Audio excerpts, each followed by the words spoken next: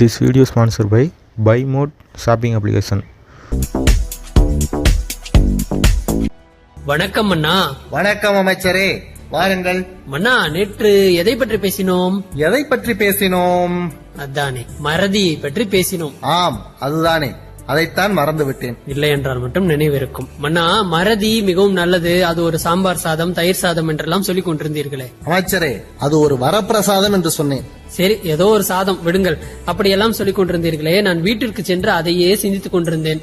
எல்லாவற்றிலும் அந்த மறதி சரியாக இருக்கும் என்று எனக்கு தோன்றவில்லை. நீங்கள் என்ன நினைக்கிறீர்கள்? சரிதான் அமைச்சரே, எல்லாவற்றையும் மறந்துவிடக் கூடாது. நல்லதை மறக்க கூடாது, நன்மையை மறக்க கூடாது, நன்றியை மறக்க கூடாது. நன்றி மறப்பது நன்றென்று என்கிறார் வள்ளுவர். என்னென்றி கொன்றார்க்கும் உய்வுண்டாம் உய்வில்லை, செய்நன்றி கொன்ற மகற்கு என்கிறார் வள்ளுவர் பெருந்தகை.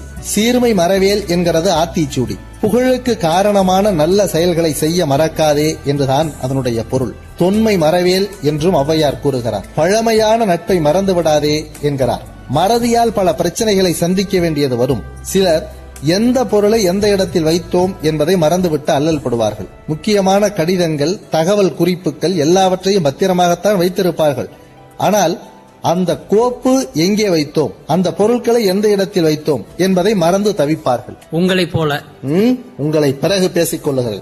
அதே போல மறதிகளில் பெரிய நகைச்சுவைகளும் உண்டு. ஒருவர் மருத்துவரிடம் போய், டாக்டர், எனக்கு மறதி அதிகமாக இருக்கிறது, மருந்து கொடுங்கள் என்று கேட்டார். அதற்கு மருத்துவர் சொன்னார், மருந்து இருக்கிறது, ஆனால் அதை எங்கே வைத்தேன் என்று மறந்து விட்டது என்று தேட ஆரம்பிக்கிறார். ஒரு அலுவலகத்தில் மேனேஜர் ஸ்டெனோவை அழைத்து, மேடம், எனக்கு உங்களை மிகவும் பிடித்திருக்கிறது, உங்களுக்கும் என்னை பிடித்திருந்தால் நாம் திருமணம் செய்து கொள்ளலாம் என்று கேட்கிறார்.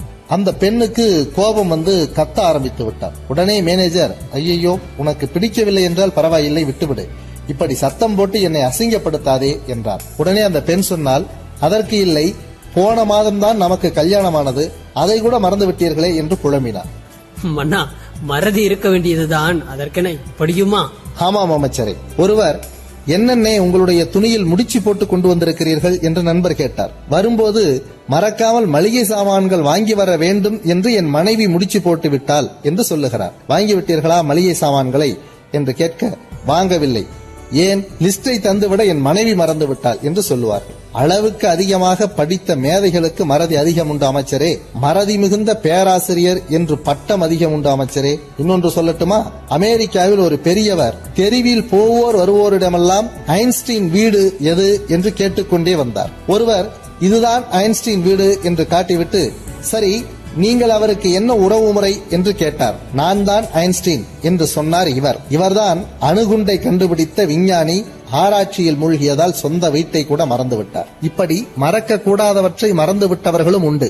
ஆக எல்லாவற்றையும் மறந்துவிடக் கூடாது, அதற்காக எல்லாவற்றையுமே நினைத்துக் கொண்டேவும் இருக்கக்கூடாது என்கிறீர்கள். சரிதான் மன்னா, சிறப்பு சிறப்பு. சரியாக சொன்னீர் அமைச்சரே. எப்போதும் தெளிவாக இருக்க வேண்டும். எதை மறக்க வேண்டும், எதை மறக்காமல் இருக்க வேண்டும் என்பதில் மிகுந்த கவனத்தோடு இருக்க வேண்டும். எச்சரிக்கையாக இருக்க வேண்டும். அப்போதுதான் வாழ்க்கையில் வெற்றி பெற முடியும். அது சரி, அங்கே ஒரு பெண் நின்று கொண்டிருக்கிறாள். அவள் நீண்ட நேரமாக காத்துக்கொண்டே இருக்கிறாள். என்னை சந்திக்க வேண்டும் என்று காத்திருப்பாள் போல் தெரிகிறது. நீங்கள் சென்று அந்த பெண்ணுக்கு என்ன பிரச்சனை என்று அறிந்து வர முடியுமா? எங்கே? ஓ, அவரா? மன்னா, அவர் நம்முடைய ராணியார் மன்னா. This video sponsored by Buy Mode shopping application.